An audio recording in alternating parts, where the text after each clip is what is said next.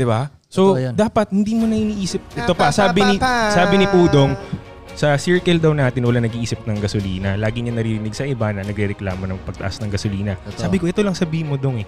So, ini-expect nyo pala bumaba. Nabababa pa ang gas at bilihin habang buhay ka?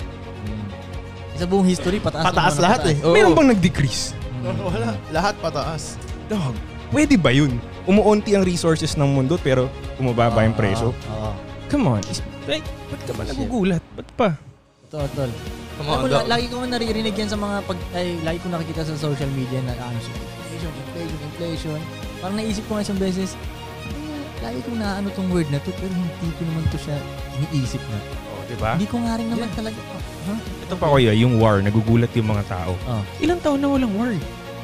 Be happy na ganyan nga lang yung war, hindi katulad dati na sabugan ng isla, ubusan ng lahi. Totoo. Literal, di ba? Pucha, nakakatawa. Isipin mo pag ngayon may mga nuclear weapons na nakapumura ng isang buong bansa.